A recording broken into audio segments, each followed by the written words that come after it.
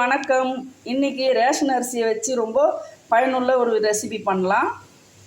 நிறைய பேர் ரேஷனில் அரிசி போட்டாங்கன்னா அதை அப்படியே வாங்கி வச்சுருந்து வண்டு பிடிச்சி அதை குப்பையில் போடுவாங்க.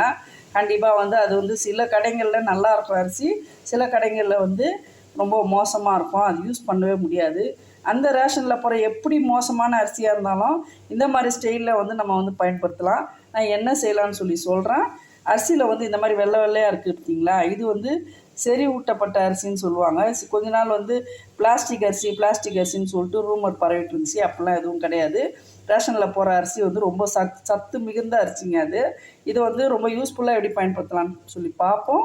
இது சுத்தமாக நல்லா ஒரு 4 தண்ணியில் கல் உப்பு போட்டு கழுவிக்கலாம். கல் உப்பு போட்டு ஒரு 4-5 தண்ணியில் உரசி சுத்தமாக கழுவிட்டேங்க. அதுக்கப்புறம் ஜவ்வரிசியை போடலாம். அதே மாதிரி ஒரு 10 நிமிஷம் ஊறவும் போட்டுட்டேன். ஊறின பிறகு கழுவுனா இன்னும் கொஞ்சம் அந்த ஸ்மெல் இல்லாமல் இருக்கும். இதில் இந்த சின்ன டம்ளரில் 1 டம்ளர் அளவுக்கு அரிசி போட்டுக்கோங்க. இது கிளாஸ் 1/4 கிலோ அரிசி இருக்கும். 1/4 கிலோவுக்கு இது ஒரு 100 கிராம் இருக்கும். 100 கிராம் போட்டோம்னா கரெக்டாக இருக்கும். இதை நல்லா இன்னும் 2 தண்ணியில் கழுவிட்டு வந்துடலாம். நல்லா சுத்தமாக கழுவியாச்சுங்க. இப்போ எந்த டம்ளரில் அரிசி அளந்தீங்களோ அதே டம்ளரில் 4 டம்ளர் அளவுக்கு தண்ணி ஊற்றிக்கலாம். 1 2 3 4 டம்ளர் ஊற்றியாச்சு. இப்போ ஜவ்வரிசி போட்டிருக்கோம் இல்லைங்களா, அதுக்கு ஒரு 1/2 டம்ளர் தண்ணி. இப்போ தேவையான அளவு உப்பு போட்டுடலாம். இப்போ ஒரு 1/4 கிலோ அரிசிக்கு ஏற்ற உப்பு போட்டாச்சு. இன்னும் குழப்பமாக இருக்கா என்ன செய்ய போகிறேன்னு சொல்லிட்டு. ஆமாங்க, இன்றைக்கி நான் சாப்பாட்டில் வத்தல் பண்ண போகிறேன். இது கஞ்சி வடகமாக செய்யாமல் வத்தல் செய்ய போகிறேங்க. இது ஈஸியான மெத்தடில் எப்படி டக்குன்னு செய்யலாம் அப்படின்னு சொல்லிட்டு நான் உங்களுக்கு செய்து காட்டினேன். இதுக்கு வெயிலே தேவையில்லைங்க, வீட்டிலே ஃபேன் காற்றுலேயே செய்யலாம். நான் இப்போ காலையில் டைமில் அரிசி ஊற வைக்கிறேன். நாம் இது ஒரு 2 மணி நேரம் அப்படியே ஊற வச்சுட்டு அதுக்கப்புறமா எப்போ வேக வைக்கணும்னு சொல்கிறேன். அரிசி ஊறுற கேப்பில் இப்போது 4 பச்சை மிளகா போட்டுங்க. மிளகு, சீரகம், பெருங்காயம் இதையும் போட்டுங்க. நான் மிளகாத்தூள் யூஸ் பண்ணல. மிளகு போடுறேன், உடம்புக்கு ரொம்பவே நல்லது. இப்போ இதை எல்லாத்தையும் நல்லா அரைச்சிட்டு வந்துடுங்க. காரம் கொஞ்சம் கம்மியாக வேணும்னு நினச்சிங்கன்னா 1 பச்சை மிளகாய் எடுத்துருங்க. நான் கொஞ்சம் காரசாரமாகவே செய்ய போகிறேன். நல்லா அரைச்சிட்டு வந்துடுங்க. இப்போ நல்லாவே அரைச்சாச்சுங்க. தண்ணி ஊற்றியே கொஞ்சம் நல்லா நைஸாகவே அரைச்சிருங்க. இப்போ இதை இதில் ஊற்றிடலாம். கொஞ்சமாக ஜாரில் தண்ணி ஊற்றி அதையும் கலக்கி ஊற்றிக்குங்க.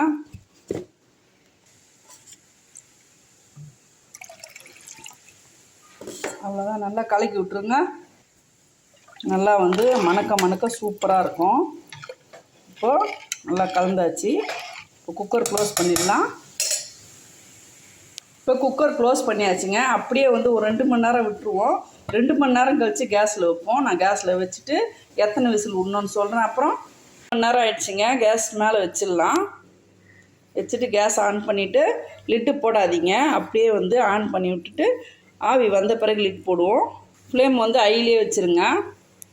ஏர் வர ஆரம்பிச்சிச்சிங்க. ஏர் வந்தோடனே நம்ம வெயிட்டை போட்டுடணும். போட்டுட்டு கரெக்டாக 6 விசில் விட்டு ஆஃப் பண்ணிடலாம். விசில் வந்துருச்சுங்க. 3 விசில் ஹையில் வச்சு விட்டுட்டு 3 விசிலுக்கு அப்புறம் சிம்மில் வச்சு 3 விசில் விட்டு ஆஃப் பண்ணியாச்சு. மொத்தம் 6 விசிலுங்க. இப்போ கேஸ் ஆஃப் பண்ணிவிடுங்க. அப்படியே ஃபுல் ஏர் போட்டோம். அப்புறம் திறந்து பார்ப்போம். இப்போ ஃபுல் ஏர் போயிடுச்சுங்க. திறந்து பார்த்துடலாம்.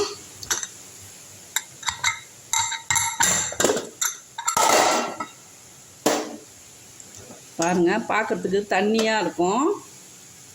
இப்போ நல்லா இப்போ கலக்கி விட்டுடலாம். இந்த மிளகு போட்டுக்கிறதுனால நம்மளுக்கு இந்த கலரில் இருக்கும். எந்த மசாலாவும் போட தேவையில்லை, அப்படியே எடுத்து போட்டுற வேண்டியது தான். நல்லா சூடு நல்லா ஆட்டம். சூடாக இருக்கும்போதே நல்லா குழைய கரண்டியில் கிண்டி விட்டுருங்க.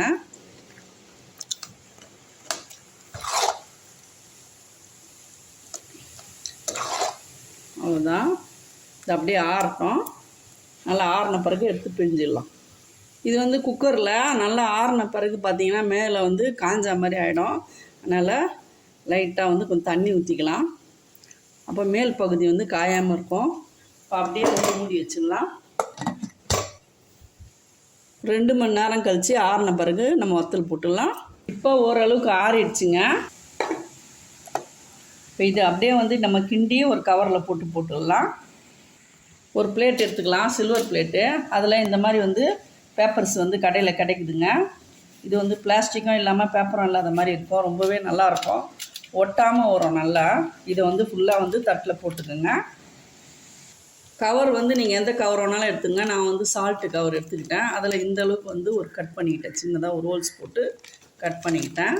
இப்போ இது வந்து அரைக்கெல்லாம் தேவையே இல்லைங்க, அப்படியே நம்ம வந்து எடுத்து போட்டுடலாம். நான் மேலே கொஞ்சமாக வந்து 1/2 டம்ளர் தண்ணி ஊற்றினேன் இல்லைங்களா, அது வந்து காயாமல் நல்லா ஜூஸியாக இருக்குது. நம்மளுக்கு பிழியறதுக்கு ரொம்ப யூஸ்ஃபுல்லாக இருக்கும் அது.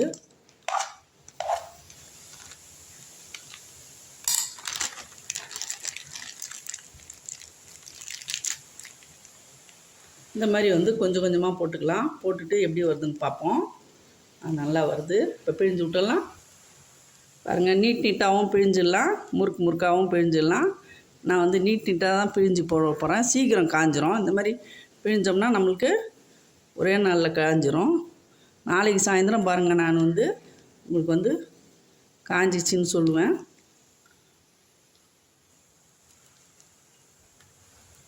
இந்த மாதிரி பிழிஞ்சு விட்டுடலாம். நான் ஃபுல்லாகவும் பிழிஞ்சிட்டு உங்களுக்கு காட்டுறேன். இப்படி குக்கரில் பண்ணுறதுனால ஒரு ரொம்ப பயனுள்ள விஷயம் என்னன்னு பார்த்தீங்கன்னா, நம்மளுக்கு வெயிலே தேவைப்படாதுங்க. பொதுவாகவே குக்கர் சாதம் பாருங்கள், நீங்கள் அப்படியே திறந்தே வச்சிங்கன்னா ஒரு 1 ஹவர் கழித்து பார்க்கும்போது காஞ்சி போயிடும். அதனால் வந்து அதில் வந்து நீர்த்தன்மை வந்து ரொம்ப கம்மியாக இருக்கும். நம்மளுக்கு வந்து டக்குன்னு காஞ்சிரும். ஃபேன்லேயே இப்போ வச்சாலுமே நம்மளுக்கு காஞ்சிரும், வெயிலே தேவையில்லை. நம்மளுக்கு பிழியறதுக்கும் வந்து கை சுத்தமாக வலிக்காதுங்க. அழகாக ஸ்மூத்தாக வரும். பாருங்க எவ்வளோ அழகாக வருது பார்த்தீங்களா. அவ்வளோதாங்க, 1 நிமிஷம் தாங்க ஆச்சு இதை பிழியறதுக்கு. கடகடன்னு பிழிஞ்சாச்சு. அதே மாதிரி இதில் வந்து மிளகு சீரகம் போட்டு செஞ்சதுனால வந்து சின்ன பசங்க வத்தல்னால் நிறைய சாப்பிட்ணுன்னு நினைக்கும். அந்த மாதிரி நிறைய சாப்பிடும்போது நெஞ்செரிச்சல் வரும் சில டைமு. அதெல்லாம் வந்து வராமல் இருப்பாங்க. அந்த பெருங்காயம் மிளகு சீரகம் வந்து ரொம்பவே ஹெல்ப்பாக இருக்கும். இந்த மாதிரி நீங்கள் போட்டு செய்யும்போது கலர் தான் வந்து கொஞ்சம் டல்லாக இருக்கும். மற்றபடி ஒயிட்டாக வரணுன்னா நம்மளுக்கு வந்து பச்சை மிளகா அரைச்சி மட்டும் போடுவாங்க. நான் வந்து மிளகும் சீரகம் சேர்த்து போட்டிருக்கேன். ஹெல்த்தியாகவும் இருக்கும் அது. இப்போ நான் எல்லாத்தையும் பிழிஞ்சிட்டு எவ்வளோ வந்திருக்குன்னு சொல்லி காட்டுறேன். போட்டாச்சுங்க. இதை நீட்டு வாக்குலையும் இதை ஏதோ ஒன்றா வந்து பிழிஞ்சாச்சு. உங்கள் இஷ்டம். நீங்கள் முறுக்கு மாதிரியும் பிழியலாம், இல்லை நீட்டாகவும் பிழியலாம். நான் வந்து வீட்டு உள்ளே வந்து சும்மா வந்து வச்சுருக்கேன். ஃபேன் நம்ம எங்கே அதிகமாக யூஸ் பண்ணுவோம் அந்த இடத்துல வச்சுருங்க. இப்போ இது நாளைக்கு வரல எப்படி காயுதுன்னு சொல்லிட்டு உங்களுக்கு காட்டுறேன். நாளைக்கு பார்ப்போம்.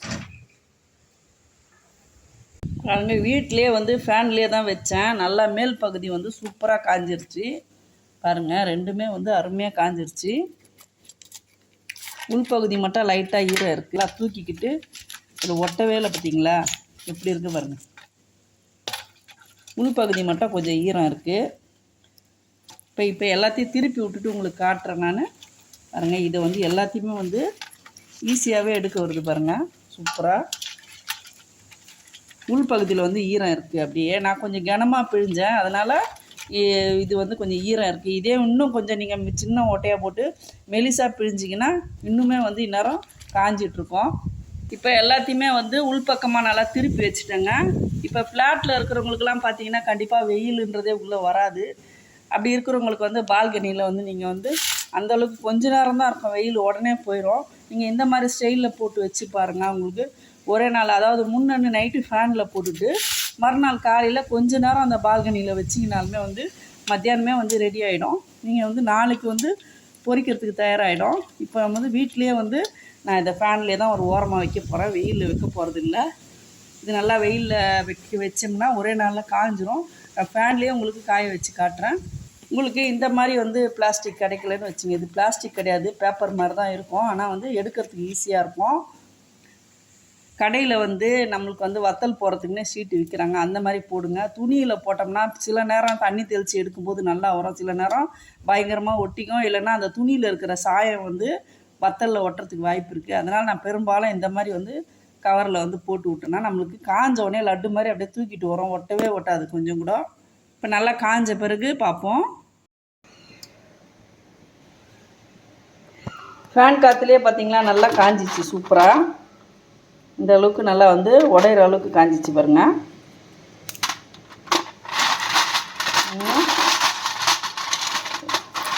ஒரு கப் அரிசி தான் போட்டோம், அதுக்கு நம்மளுக்கு இந்த அளவுக்கு வந்திருக்கு. நல்லாவே அருமையாக காஞ்சிச்சு. இப்போ பொரித்து பார்த்துடலாம். இப்போ எண்ணெய் நல்லா காயட்டும். இப்போ எண்ணெய் நல்லா காஞ்சிருச்சு. இப்போ போட்டுடலாம், கொஞ்சம் கொஞ்சமாக போட்டுடலாம். ஃப்ளேமை வந்து மீடியமாகவே வச்சுக்கோங்க, அப்போ தான் நல்லா வந்து பொரிஞ்சு வரும்.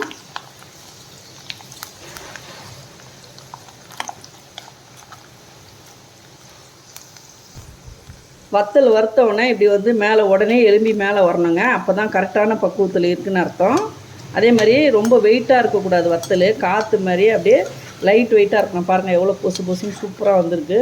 ரேஷன் புழுங்கல் அரிசியில் எவ்வளோ அருமையாக வந்திருக்கு பாருங்கள். அவ்வளோதான், எடுத்துடலாம். இன்னும் கொஞ்சம் பொரித்து பார்க்கலாம். இன்னொரு முறை பொரித்து பார்த்துடலாம். பாருங்கள், போட்ட உடனே அப்படியே வந்து கரெக்டான பக்குவத்தில் எண்ணெய் இருக்குது. எண்ணெய் அப்போ தான் வந்து நல்லா வந்து பொரிஞ்சு வரும். நீங்கள் வந்து போட்ட உடனே செவுந்துச்சுன்னா அப்போ எண்ணெய் டெம்பரேச்சர் அதிகமாக இருக்கக்கூடாது. வத்தல் பொரிக்கும்போது மீடியமாக தான் இருக்கணும். அவ்வளோதான். இல்லைன்னா உள்ளே மேலே பொரிஞ்சிருக்கும், உள்ளே கல்லுக்கல்லாக இருக்கும். இப்போது கரெக்டான பக்குவத்தில் இருக்குது. எடுத்துடலாம்.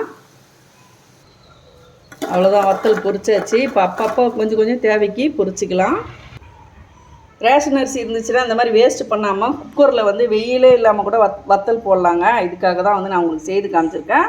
கொஞ்சமாக வந்து செஞ்சுருக்கேங்க இன்றைக்கி. நீங்கள் உங்களுக்கு டைம் இருந்துச்சுன்னா வந்து அரை கிலோவாக கூட போட்டு அப்பப்போ ஒரு வாரத்துக்கு ஒரு முறை கூட செய்து வச்சுங்க. ரொம்பவே டேஸ்ட்டு சூப்பராக இருக்கும். நல்லா மொறுன்னு பாருங்கள் எப்படி இருக்குது பாருங்கள். அப்படியே லைட் வெயிட்டாக காற்றுல வந்து பறக்கிற அளவுக்கு இருக்குது பார்த்திங்களா வத்தல். அப்படியே கண்டிப்பாக இந்த வீடியோ உங்களுக்கு பயனுள்ளதாக இருந்துச்சுன்னா ஒரு லைக் கொடுத்துருங்க. வீடியோ பிடிச்சிருந்தா லைக் பண்ணுங்கள், ஷேர் பண்ணுங்கள், சப்ஸ்கிரைப் பண்ண மறக்காதீங்க. செய்துட்டு கண்டிப்பாக கமெண்ட் பண்ணுங்கள். தேங்க்யூ மக்களே.